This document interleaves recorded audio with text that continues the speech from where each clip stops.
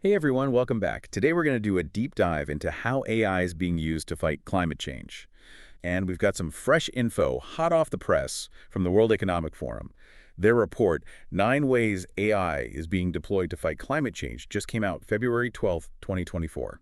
Yeah, really timely report, especially when you consider that almost 4 billion people already live in climate-vulnerable areas, according to the WHO anyway. Yeah, for sure. The need for action is definitely urgent. But what I found so interesting is that AI is already being used to combat climate change in ways I never would imagine. It really is a powerful tool. AI can be applied to so many climate challenges. The report actually does a great job of showing just how diverse those applications are. Maybe the best way to think about it is to look at AI as like a toolkit, Hmm. offering all these different solutions for different parts of the climate problem. Okay, a toolkit. I like that. Yeah. So where do we start with this toolkit? Well, a logical starting point is monitoring and prediction. I mean, we need to understand the problem before we can fix it, right? Makes sense. And the report highlights some pretty amazing examples of AI doing just that.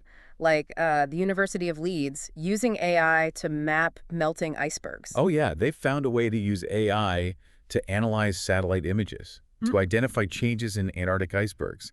And the speed is incredible. This process could take humans days or weeks to do. AI can do it in just 11/100th of a second. Wow, so that's like, what, 10,000 times faster? Yeah, 10,000 times faster. But why is mapping these icebergs so important? Well, it all comes down to rising sea levels. As those icebergs melt, they release massive amounts of fresh water into the ocean, which directly contributes to those rising sea levels. So by mapping these icebergs so quickly and accurately, we can better understand where and how fast these changes are happening, and that lets us predict the impact on coastal communities. So it's about being proactive, not reactive. Exactly. And that same proactive approach applies to another critical area, deforestation. The report talks about space intelligence. This company is using AI and satellite imagery to map deforestation in over 30 countries. They've already mapped over 1 million hectares of land. That's a massive amount of data that can then be used to protect our forests.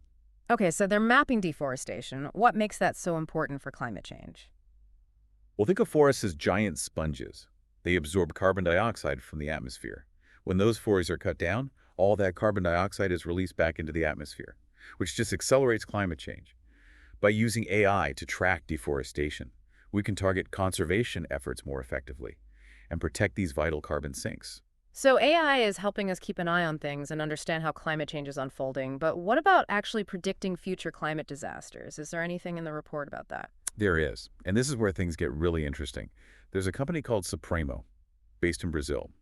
They're using AI to predict where and when climate disasters, like floods or droughts, are likely to occur. So instead of just reacting to these events after they happen, they're using AI to anticipate them. Exactly. Supremo's AI analyzes historical data, weather patterns, environmental factors to provide these early warnings to communities. That then allows them to strengthen infrastructure, evacuate vulnerable areas, even adjust agricultural practices, all in preparation for potential disasters. That kind of foresight could honestly be life-saving. How do they actually manage to predict those events? Data. It's all about the data. They've combined weather and climate data from satellite imagery with local information like topography, soil conditions, even socioeconomic factors. It's this really sophisticated system that lets them paint a really detailed picture of what's happening on the ground. It seems like AI is playing this crucial role in helping us understand and prepare for the impacts of climate change. But what about actually reducing the amount of waste we produce and managing our resources more sustainably? Does AI have a role there? Oh, absolutely. This is another area where AI is showing a lot of promise. One Yeah. of the most fascinating examples from the report is Gray Parrot. This company is using AI to revolutionize waste recycling. Okay, how so? What's their approach? Well, they've developed a system that uses cameras and AI to analyze waste streams in real time. In 2022 alone, Gray Parrot tracked 32 billion waste items across 67 different categories. And get this, they found that, on average, each site they worked with was sending 86 tons of potentially recyclable material to landfills. So instead of humans having to sort through mountains of trash, AI can help us identify and separate recyclable materials way more efficiently. Exactly. And not only does this increase recycling rates and reduce waste, but it also minimizes the environmental impact of landfills. That's a win-win for sure. Speaking of waste, what about cleaning up the massive amount of plastic that's already polluting our oceans? Is there any hope there? There is the Ocean Cleanup, an organization dedicated to, well, cleaning up the ocean, is using AI to target their efforts more effectively. I'm all ears. How are they using AI for this? They've equipped their cleanup systems with AI-powered object detection technology. This technology lets them identify and map plastic debris in the ocean, even in really remote and hard-to-reach areas. So it's like giving them a treasure map, but for trash? Yes, precisely. By knowing exactly where the plastic is concentrated, they can deploy their cleanup systems more efficiently, really maximizing their impact. I love that. It's like AI is becoming our partner in cleaning up the mess we've made.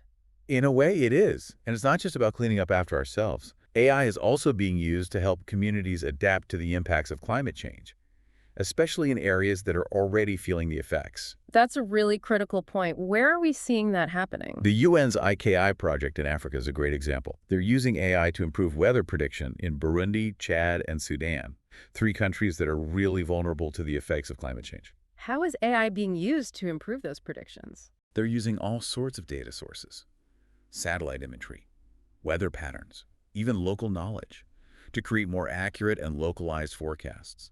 This information then empowers communities to make better decisions. Can you give me an example? Absolutely. Farmers can use these predictions to adjust their planting schedules. Communities can prepare for water shortages. Disaster relief efforts can be mobilized more effectively. It's about giving people the information they need to be more resilient. So it's about empowering people to adapt to a changing climate. That's incredible.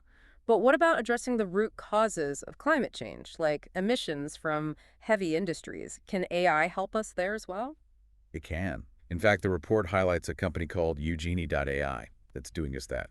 They're using AI and satellite data to help heavy industries, like mining, oil, and gas, track and reduce their greenhouse gas emissions. That's fascinating. What kind of data are they looking at? Real-time data from sensors and process controls. This data allows them to pinpoint inefficiencies and recommend operational adjustments that can significantly reduce emissions. So it's like having an AI efficiency expert, constantly monitoring these industries and suggesting ways to improve. You could say that. What's remarkable is that they've been able to achieve emission reductions of 20 to 30% in some